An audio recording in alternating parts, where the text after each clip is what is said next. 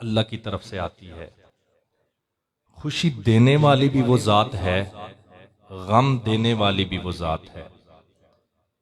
हमारे घर में जब किसी बच्चे की शादी हो, भतीजे की शादी हो, बेटे की शादी हो, तो कोई बंदा हमारे ख़ानदान में हमसे नाराज़ हो ना, हम उसे राज़ी ज़रूर करते हैं, हम उसे ख़ानदान में राज़ी ज़रूर करते हैं। कोई ख़ानदान का बंदा, आपकी बरादरी का बंदा, आपकी फैमिली का बंदा किसी दूसरे ज़िले में रहता हो, दूसरी तहसील में रहता हो, आप जाके उसे राज़ी करते हैं। क्यों करते हैं? इसलिए कि हमारे बेटे की शादी है, खुशी है, आप हमारे साथ खुशी में शरीक हो। लेकिन जब सारे खानदान वालों को हम राज़ी कर लेते हैं, तो फिर शादियों में जब हम गलत काम करते हैं, शादियों में हम गलत महफिलें सजाते हैं, तो मुझे बताओ, जिस रब ने खुशी दी होती है, क्या वो राज़ी होता है कि नाराज़ होता है? तो सबको राज़ी करते हो खुशी में शरीक करने के लिए, तो जिस रब ने खुशी दी होती है, हम उसे नाराज़ कर देते हैं। तो ये भाई खुश नसीब है, इसके वालिद साहब भी खुश नसीब हैं, पूरा ख़ानदान, कि जिसने अपनी शादी के मौके पे कमली वाले के जिक्र की महफिल सजाई है।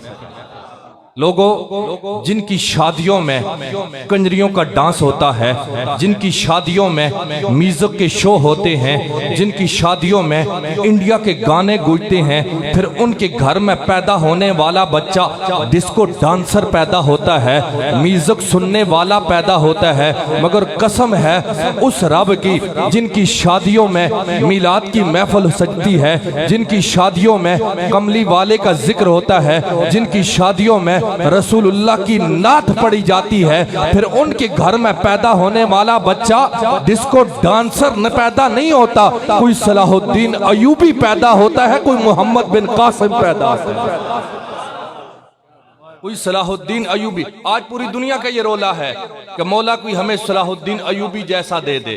पूरी दुनिया का ये रोला है कि मौला हमें कोई मोहम्मद बिन कासिम अता कर दे। हमने इंतखाब गलत किया है, हमने कोई सलाहुद्दीन अयूबी के लिए तैयारी भी की है, हमने कोई मोहम्मद बिन कासिम के आने की तैयारी भी की है यार। नहीं, जब गोद अच्छी होगी ना, तो फिर ऐसे बेटे पैदा होते हैं। जब बच्चों की माएँ अच्छी तलाश करोगे, तो फिर अल्लाह के नेक वली पैदा होते हैं। जिम्मेदार लोग आप बैठे हो, जिम्मेदार क्या कहते हैं? जिम्मेदार यही कहा करते हैं, किसान यही कहा करते हैं कि जमीन अच्छी हो फसल अच्छी होती है, जमीन अच्छी हो फसल अच्छी होती है, जमीन अच्छी ना हो फसल अच्छी नहीं होती। मेरा ये मानना है लोगों, गोद अच्छी हो नस्ल अच्छी होती है, माँ अच्छी हो नस्ल अच्छी होती है। आज हमारे घर में हमारी माँ हमारा बाप जब रिश्ता लेने के लिए जाते हैं ना, अपनी बहू पसंद करने के लिए जाते हैं, किसी की बेटी पसंद करने के लिए जाते हैं, आज का नौजवान कहता है, आज का बेटा कहता है, अम्मा तुम मेरे लिए रिश्ता देखने जा ली है, उसका चेहरा इतना खूबसूरत हो, उसकी आंखें ऐसी हो, उसका चेहरा ऐसा हो, उसकी चाल ऐसी हो। लेकिन हम अपनी माँ से ये नहीं कहते, अम्मा बहू तलाश करने जा रही है, बेटी तलाश करने जा रही है, उसका चेहरा गौर के साथ देखना, नजरें जमा के देखना कि उसकी पेशानी पे सजदों का दाग मौजूद है कि नहीं। हम ऐसी बात नहीं करते कि अम्मा गौर के साथ देखना, जब तू उससे बात करे तवज्जो करना, उसके मुंह से कुरान की महक आती है कि नहीं। अम्मा जब तेरी बहू तेरी बेटी बात करे तवज्जो करना, उसके मुंह से दरूद की महक आती है कि नहीं। हम ऐसी बात नहीं करते। हम अपनी माँ से ये नहीं कहते, अम्मा जब वो चल के आए ये जरूर देखना उसकी चाल में, उसके चलने में फातिमा तो ज़हरा वाला हया मौजूद है कि नहीं। और लोगों, जब हम ऐसी गोद तलाश करेंगे, जब हम अपने बच्चों की ऐसी माँ तलाश करेंगे, फिर पैदा होने वाला बच्चा सलाहुद्दीन अयूबी पैदा होगा, फिर पैदा होने वाला बच्चा मोहम्मद बिन कासिम पैदा होगा, फिर पैदा पैदा होने वाला बच्चा कुरान का कारी पैदा होगा, फिर पैदा होने वाला बच्चा नमाजी पैदा होगा, फिर पैदा होने वाला बच्चा नवाफिल पढ़ने वाला पैदा होगा, फिर पैदा होने वाला बच्चा दाढ़ी रखने वाला पैदा होगा, फिर पैदा होने वाला बच्चा रसूलुल्लाह की सुन्नत पे अमल करने वाला पैदा होगा, फिर पैदा होने वाला बच्चा माँ का हया करने वाला पैदा होगा, फिर पैदा होने वाला बच्चा बाप का अदब करने वाला पैदा होगा, फिर पैदा होने वाला बच्चा ताजदार खत्म नबूवत का पहरेदार पैदा होगा।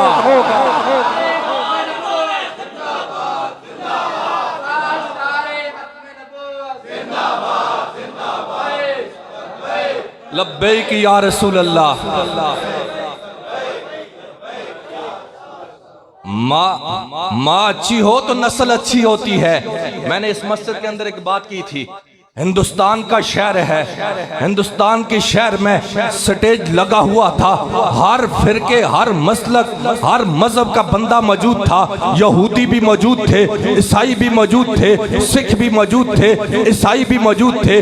स्टेज लगा हुआ था, स्टेज पे एक हिंदू औरत तकरीर कर रही थी, सामने हजारों का मजमा था, हर मजहब का बंदा मौजूद था। लेकिन उस मजमे में जहां ईसाई थे, यहूदी थे, सिख थे, वहां मुसलमान भी मौजूद थे। हिंदू औरत तकरीर कर रही थी, तकरीर के दौरान उसने एक जुमला बोला, उसने कहा, ओ मुसलमानों, मैं तुमसे सवाल करती हूँ। उसने यहूदियों को मुखातिब नहीं किया, उसने ईसाइयों को मुखातिब नहीं किया, उसने सिखों को मुखातिब नहीं किया, हजारों के मजमे में उसने मुसलमानों को मुखातिब किया।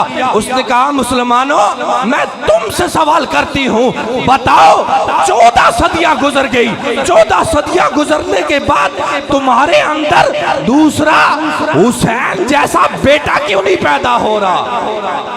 उसने ऐसा सवाल किया, मुसलमानों का दिल उसने चीर के रख दिया। उसने मुखातिब मुसलमानों को किया। थोड़ी देर के बाद बात करती है, दूसरी मर्तबा फिर कहती है, मुसलमानों बताओ, मैं तुमसे सवाल करती हूँ, तुम्हारे अंदर 14 सदियां गुजर गई, हुसैन जैसा बेटा क्यों नहीं पैदा हो रहा? जब तीसरी मर्तबा उसने मुसलमानों को मुखातिब किया ना, मजमे में एक बाबा उठा, एक बुजुर्ग उठा, दाढ़ी सफेद है, वो उठा। हिंदू औरत कहने लगी, बाबा तू मुसलमान है?